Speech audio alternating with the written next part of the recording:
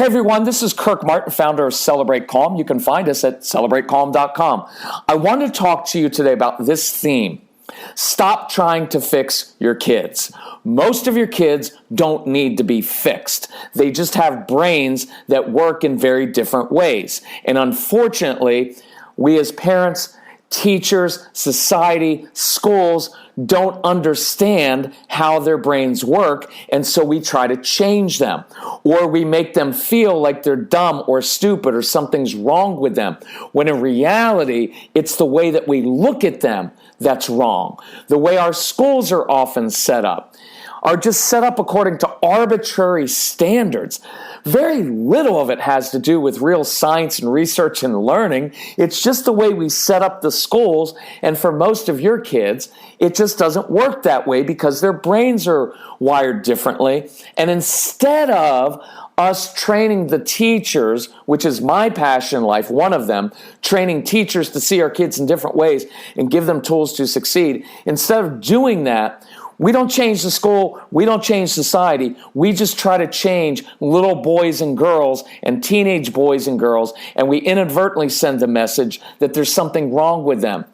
And I will give you a little caution here when doing therapy. Very quickly though, I believe in therapy. I have several friends that are very good therapists, and I see a therapist on a regular basis just because of what I do giving out and helping people. I like to keep boundaries and want to make sure I'm on top of my game. So I believe in it. But many of your kids don't need to go to therapy because sometimes therapy actually reinforces the message that there's something wrong with you. And you also have to watch in dealing with any professional.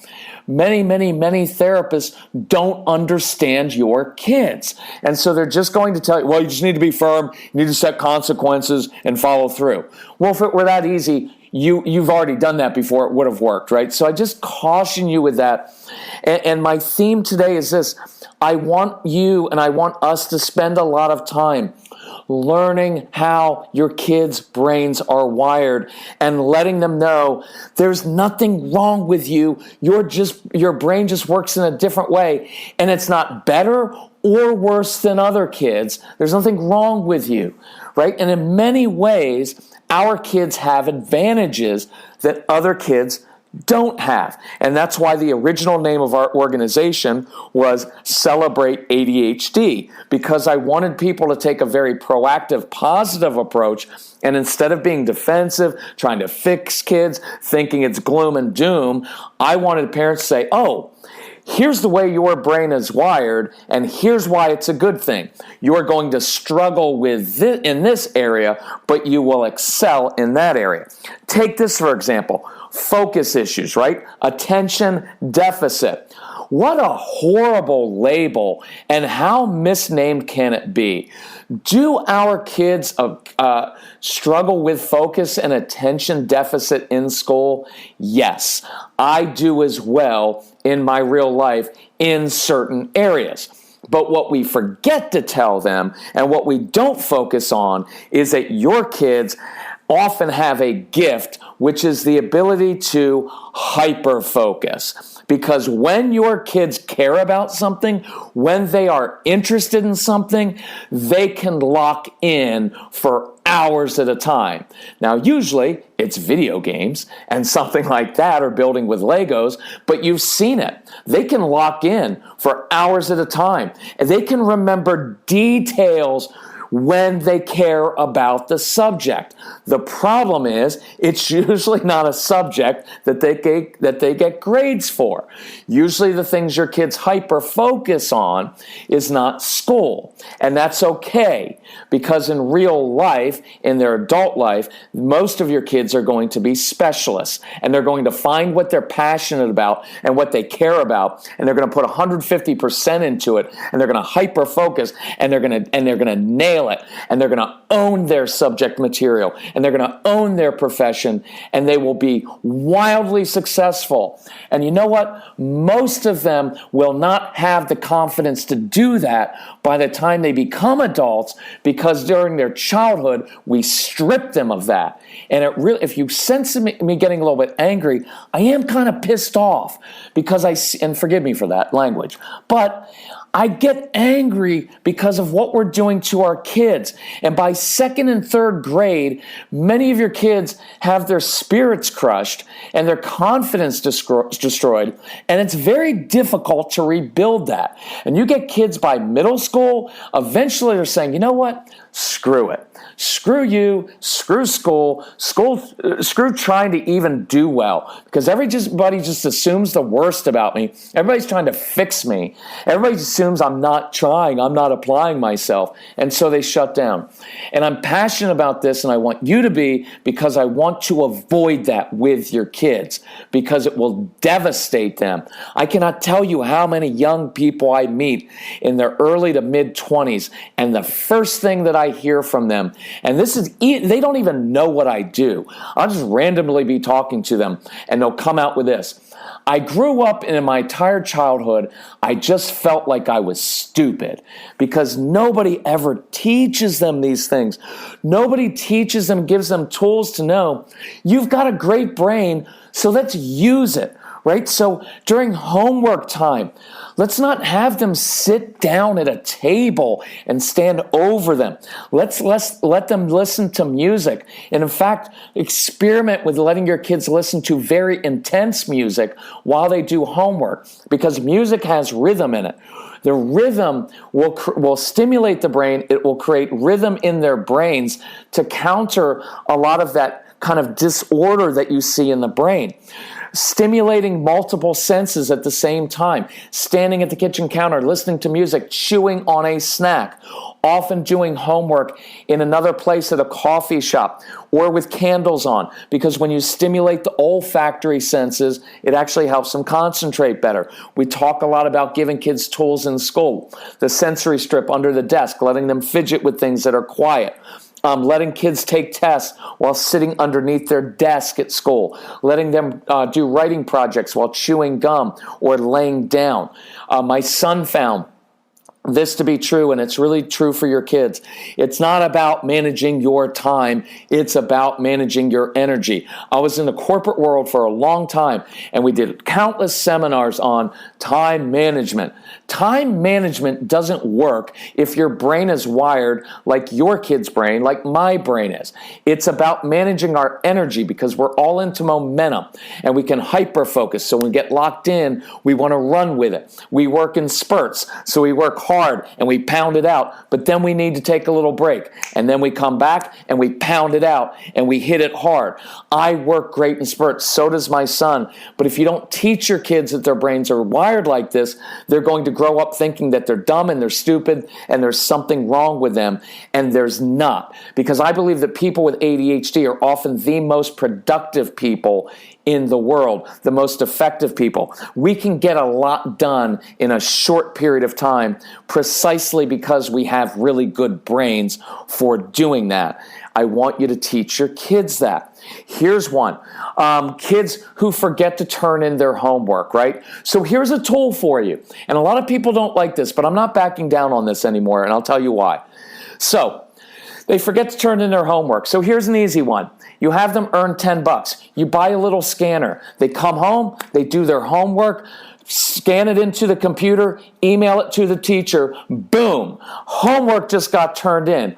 Or if you want to save a little bit of money, just snap a picture of it on your iPhone and scan it and then email it to the teacher. Now it's turned in. Now I know a lot of people are going to be like, well, your child needs to remember to turn in his homework. Why? Why? Seriously, why? Why does a 9-year-old have to stress over turning in his homework the next day when it's not really important to him? Right? And everybody projects out, well, when they're an adult, they're going to have to remember to do their assignments at work. Well, duh, they will, because they're getting a paycheck, right? We have to break out of some of these preconceived ideas of there's only one way to do it. There's not. And so here's what happens. A kid does that. We're like, well, you can't do that. Well, what if we took the opposite approach and we went to that kid and said this, hey, you know what you just did? That was brilliant, because here's what you know. You struggle with short-term memory, which is fine, because the only time in life that you need short-term memory is in school to memorize things for tests. That's the only time you need it. You don't need short-term memory in the corporate world.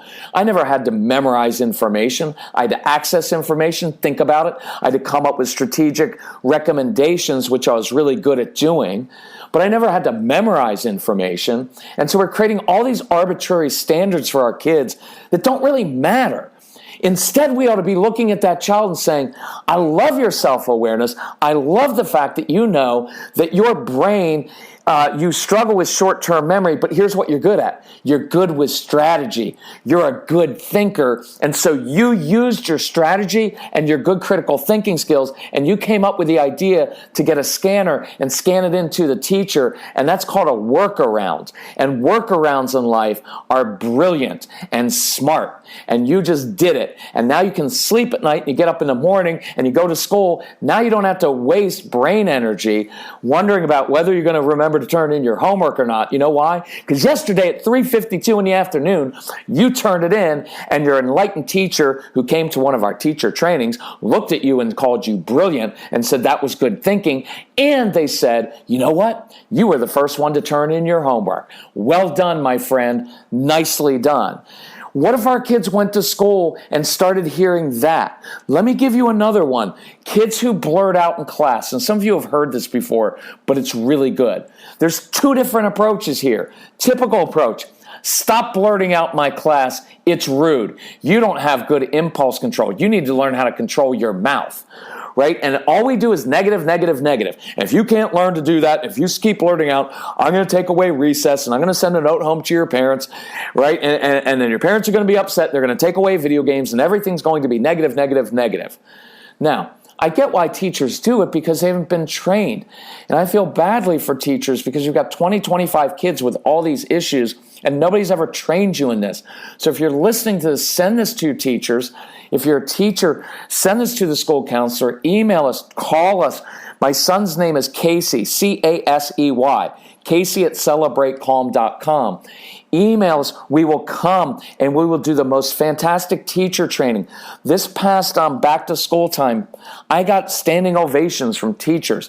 It's not because I'm great. It's just because the insight is really, really helpful and effective, and it's very, very practical. Plus, we make it fun, right? And it's undergirded by science, but it's all practical. And it's fantastic because it will change the way that you see these students, and it'll give you practical tools to actually stop the blurting out, to stop all the distractions in class. Now, if you can't do the teacher training, then get a hold of our ADHD University program, because it's extremely comprehensive. I want your kids to listen to it because it's really, really helpful. And with that, you'll get a Brain Boosters program. So again, contact Casey at celebratecalm.com. Just put like ADHDU in the subject line and he'll help you out with this program. But here's the deal. So here's a different conversation to have that with that child who blurts out.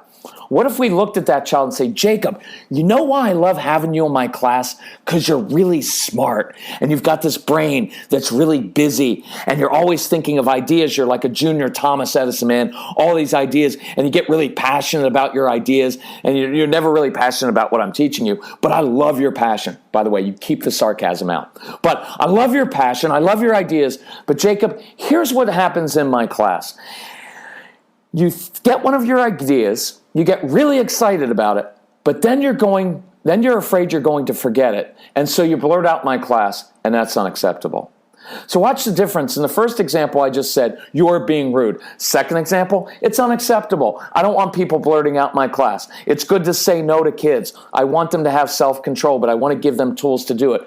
But in the second example, I actually taught him about his brain and gave him a reason, showed him that the reason he blurts out is actually because he's an idea guy with a very busy brain, which will serve him well in life because it's going to help him be a strategic person who comes up with ideas, and ideas are what change society. They change countries, they change the world, they change companies, they change consumer behavior, and they help people. We have idea kids, and all we ever do is get on them because they don't know how to use that. So instead, I may come in as a teacher and say, I love that brain, man. That's a good brain. Let me show you how to help yourself with that short-term memory and the blurting out. So I'm going to give you 3 talk tickets. So imagine some little cardboard little tickets. Jacob, every time you get the impulse to blurt out in my class, instead, I want you to hold up one of your talk tickets. Big principle. Whenever you tell a child to stop doing something inappropriate, you have to give them something appropriate to do. So that afternoon, Jacob's in my class. He's starting to blurt out, Mr. Martin, the new Star Wars game is coming out on Friday night. And then he holds up his talk ticket. And do you know how beautiful that is? Because he just exercised self-control. Because I gave him something concrete, a concrete way to do it. And now, instead of getting on him, because all you ever do is blurt out, and that's rude, instead I get to say, Jacob, you know what was cool? Just back in math class, you wanted to blurt out because you were excited about your new video game coming out. And you started to blurt out, but you know what you did? You caught yourself. You held up that talk ticket. That's self-control, my friend. That's the way we do it in this classroom. And look, when he holds up the talk ticket, I either say, hey, hold it, put it back, because I believe you can hold your thought until after class.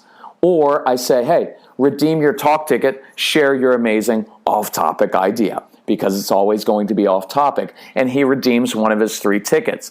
But in this way, I can get him to stop blurting out so much because I'm giving him a tool. But the most important part to me is not just changing his behavior, it's giving him insight to know that he's got a great brain. I hope that makes sense. Let me give you one more example of how I want you to think about your kids, because there's nothing wrong with them. Just put the time into teaching them how their brains are wired and how they work. But you have to learn that first and do that for the teachers. Get the teacher training, get the ADHD University program. But watch, here's a really cool story. So this past summer, we were doing some training in California, and we had a couple extra days, so we went hiking in Yosemite. Well, I always end up finding the parents of the different kind of kids. So I'm hiking with these parents, and they're telling me all about their child and his childhood. And here's what I hear. Our son, his entire childhood, never shut up. He just talked and talked and talked and blurted out. He never, ever stopped. And the worst thing is, he just talked about this very narrow interest that he had, and he memorized all these useless facts. And it's over and over again. It was so difficult. We were so worried, like, what is he ever going to do in life? He's always in trouble in school. And we spent our entire childhood trying to change this kid. And you know what I was thinking? And look, you're good parents. We're all good parents. We just fall into this. I just want you to stop it.